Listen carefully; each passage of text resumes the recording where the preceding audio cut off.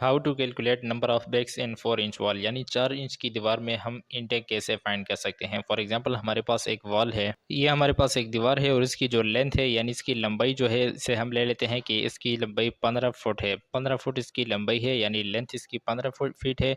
And इसकी जो height है यहाँ से लेकर नीचे बॉटम तक, तो इसे हम कंसिडर कर लेते हैं 12 फीट्स।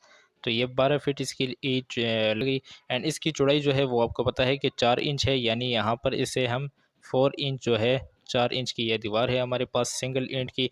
तो इसमें हमने फाइंड करना है कि कितने ब्रिक्स यानी कितने ईंटें लगेंगी। तो इसे फाइंड करने के लिए हम यहाँ पर इसका डेटा लिख लेते हैं। यहाँ पर आप देख सकते हैं कि लेंथ हमें फीट्स में दिए गई है, हाइट भी हमें फीट्स में दिए गए हैं और थिकनेस जो है हमारे पास ये इंचेस में है। तो सबसे पहले इस थिकनेस को यानी इसकी जो मोटाई है इसे भी हमने फीट्स में कन्वर्ट करना है। तो फीट्स में हम कैसे कन्वर्ट करते हैं, हमें पता है कि 4 फीट जो होता है उसे अगर हम 4 इंच को हम 12 से डिवाइड करेंगे, यानी 4 को अगर हम 12 से डिवाइड करेंगे तो हमारे पास आंसर आ जाएगा इसका किस चीज़ में, फीट्स में। तो 0.33 फीट्स ये अब इसकी थिकनेस आ गई है, यानी अब ये भी हमारे पास फोटो में आ गई है।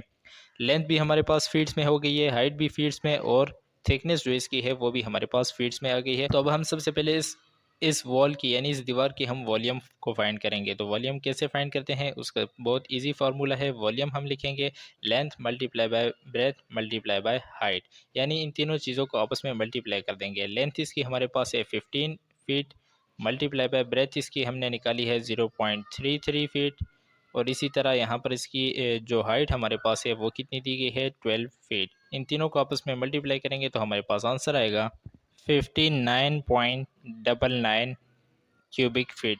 यानी अब तीन हो गए तो अब ये क्यूबिक फीट्स में इसका आंसर आएगा, और 59.99 है तो इसे हम 60 लिख सकते हैं।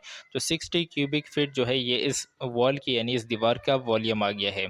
अब हमें पता है कि एक क्यूबिक फीट में यानी 1 क्यूबिक फीट जो होता है 1 CFT, उसमें 13.5 ब्रिक्स लगते हैं। तो एक क्यूबिक फीट में अगर 13.5 ब्रिक्स लिखते हैं तो 60 में हम कैसे फाइंड करेंगे, हम जस्ट इस 60 को 13.5 के साथ मल्टीप्लाई करेंगे। तो यहाँ पर हम लिख लेते हैं नंबर ऑफ ब्रिक्स, यानी हमारे पास जो नंबर ऑफ ब्रिक्स होंगी वो कैसे फाइंड होगी, 60 CFT, यानी 60 क्यूबिक फीट को हम जस्ट मल्टीप्लाई कर देंगे 13.5 से। दोनों को मल्टीप्लाई करेंगे तो हमारे पास आंसर आएगा 809.99, यानी वही बात होगी कि 810, यानी 810 ब्रेक्स हमारे पास लगेंगी। 810 ब्रेक्स हमारे पास लगेंगी इस वॉल में, जिसकी जो लेंथ हमारे पास है वो 15 फीट है, हाइट 12 फीट है, और जो इसकी थिकनेस है यानी उसकी मोटाई है वो 4 इंचज़ है। तो 4 इंच की दीवार में अगर ये उसकी डायमेंशन हो तो इसमें 810 ब्रेक्स हमारे पास लगेंगी।